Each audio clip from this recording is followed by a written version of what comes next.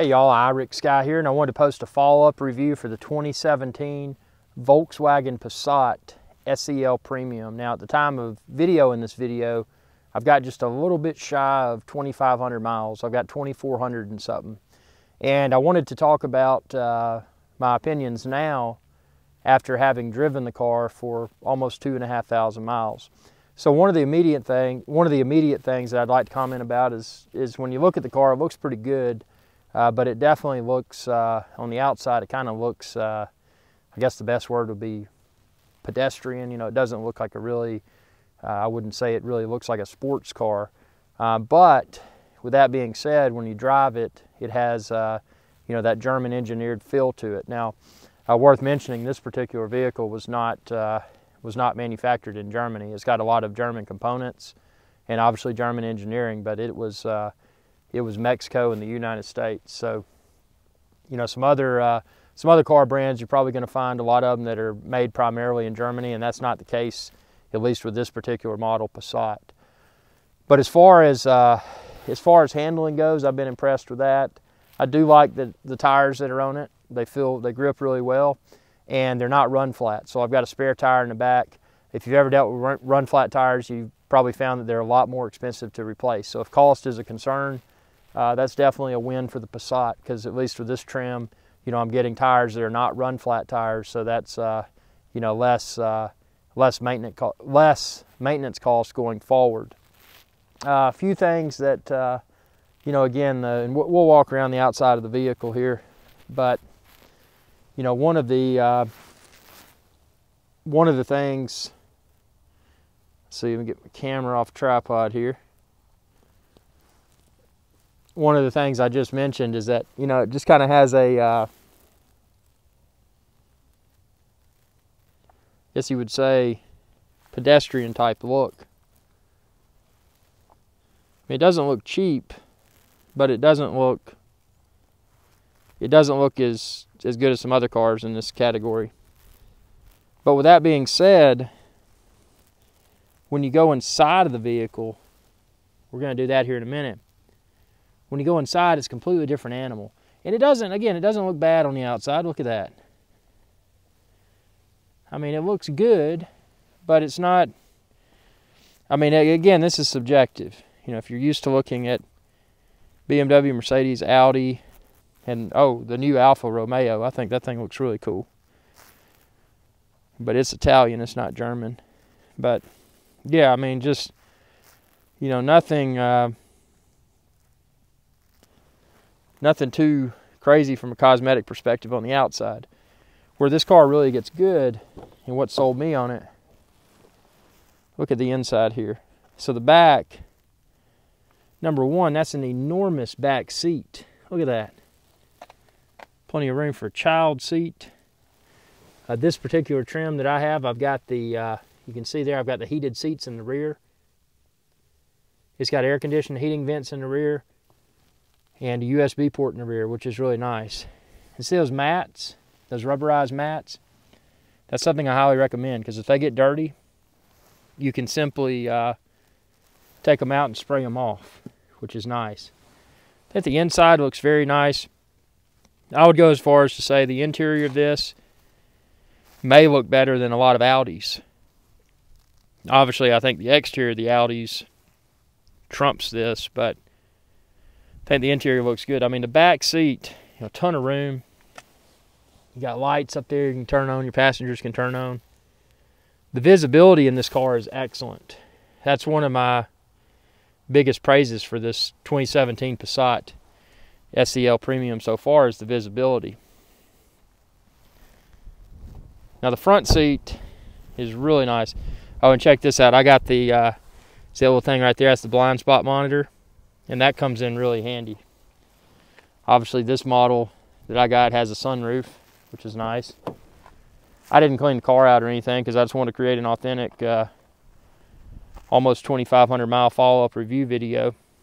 So you can see the front here. You've got that, and a lot of people complain, man, that's plastic wood. That's cheap. Well, you know, you're getting, my personal preference is that I would rather have that and get a lesser price vehicle, because I still think it looks good. I mean, obviously it's not real wood when you get close to it, but I still think it looks good. You know, as I may have pointed out in my previous review, there's a cutout there. You can put some stuff there. The seats, both the driver and the passenger, you've got adjustments. You got lumbar support. Again, these rubberized, or I shouldn't say rubberized, I should say rubber mats, in my opinion, are a must. Not a must, but it just makes it a lot more convenient to keep things clean. And then the dash, I think the dash looks really good. This is I think they may call it a soft touch. It's not a hard plastic. It's kind of got a soft feel to it. The infotainment in the middle, really nice. Got Apple CarPlay. Again, I've got heated seats in the front.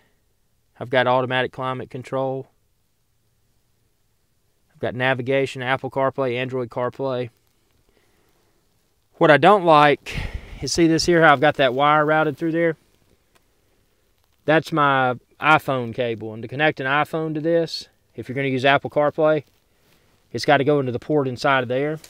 But there's not enough room in there to accommodate the iPhone. So what I end up doing, I got the iPhone in my pocket now, but when I'm driving, I've got the iPhone in one of my cup holders, so that takes up space.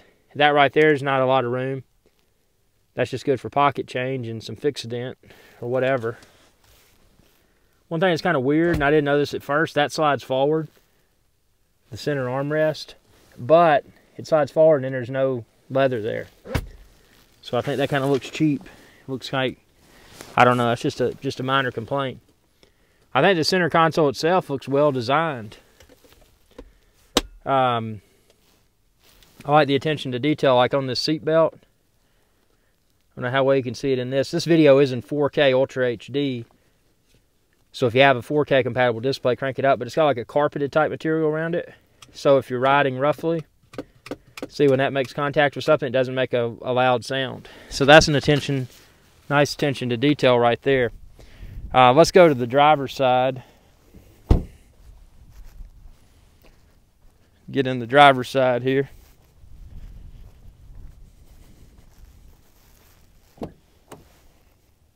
Again, you've got the power seat controls, and you've got lumbar support, and then you got driver memory, so you can have 3 different drivers for this car. What's nice, it does have heated, this particular model that I got has heated mirrors. Took me a while to realize that's what that was.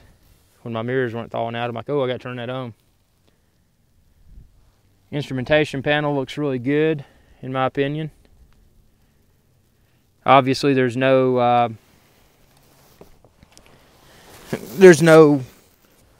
what do they call it, virtual cockpit. That's an Audi thing. So you can see there my mileage. See if I can get it through here so you can see it. 2,481 miles so far. I like the analog clock in the dash. Again, that's not present in all of the Passats. Yeah, really nice interior finishings. I think. Oh yeah, and then up here you've got lights, and I've got a garage door opener over here. Thing to put your sunglasses in, which is really nice.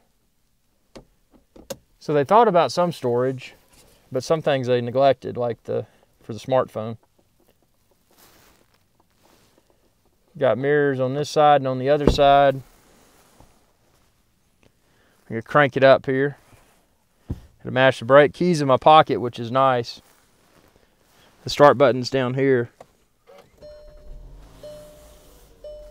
It says, "Welcome to Volkswagen." So, yeah, I mean, now see, I'm not going to have, because I'm using my iPhone to record the audio for this, I'm not going to have the Apple CarPlay demonstration for you. That's a separate video. Check the link within this video's description. You can find it. But you can hear it's pretty quiet. You got your dual climate control like I had mentioned. You got heated seats, 3 different levels of heat, see? And like I said, my particular one has heated seats in the back. So it's, I'm gonna turn it off here. It does have the advanced parking features where it can park itself, which is kind of cool. And I like the sensors around the car that'll detect, you know, if you're getting close to an object or something. Those are nice alerts. Obviously, I never trust those, but since they're there, it's an extra way to be better aware of what's going on around you, but I never trust them. Now let's see. I'm going to show you the remote start here. Put my camera back on the tripod.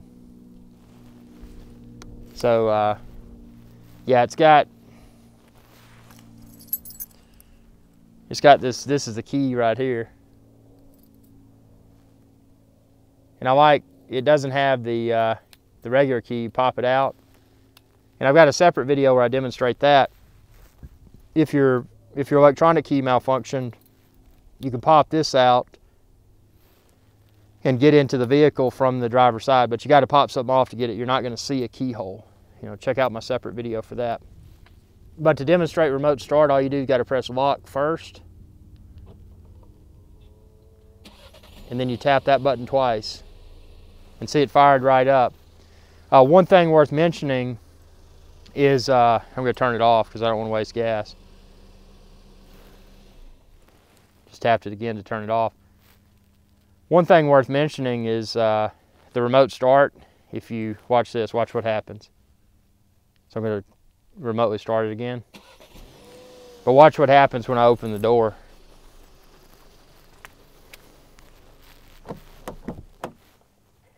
The car turns off.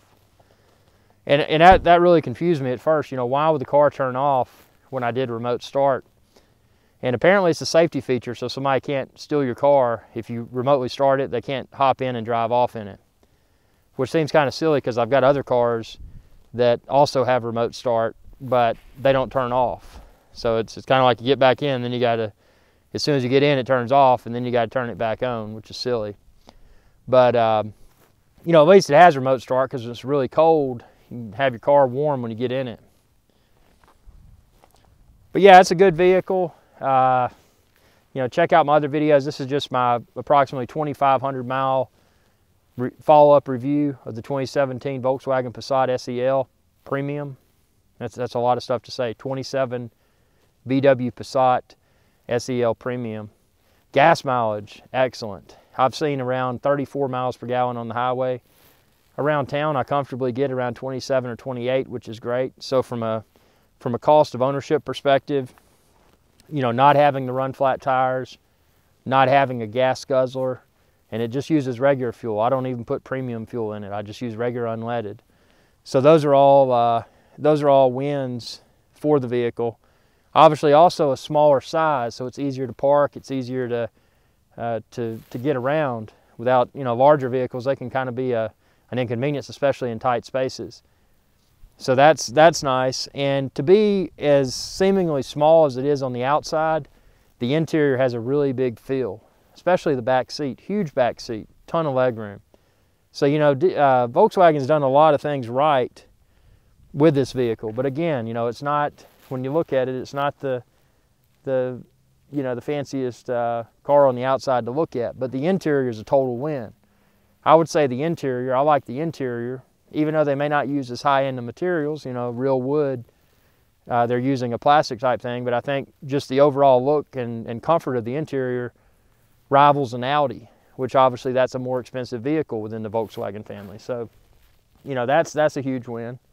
The exterior, you know, if you're married and you got kids and stuff, you know, you're not going out and trying to get women and stuff. But if you were single, and you were trying to find girls that were attracted to a car, which I wouldn't do that anyway, because they're, you know, that's probably not going to lead to a good relationship. But you know, this isn't a car that you're going to drive around and get, you know, if you're in high school or college or something trying to pick up women, you know, it's not one that's going to it's not going to look as good as some of the competition. So, you know, if that's your objective for getting a car, then, you know, you may want to look at some others, because I mean the you know, the exterior of this, it looks pretty pedestrian. You know, it's not you know, it's not anything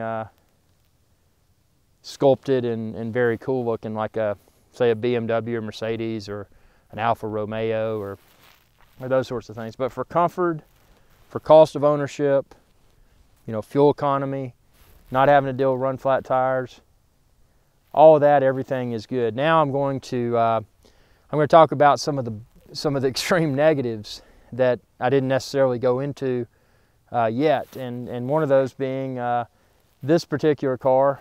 My fog light malfunctioned. After fog light malfunctioned, took it in, you know, they replaced the fog light. As soon as I went and picked up my vehicle at the dealership, the fog light failed again. Got the air on the dash and everything.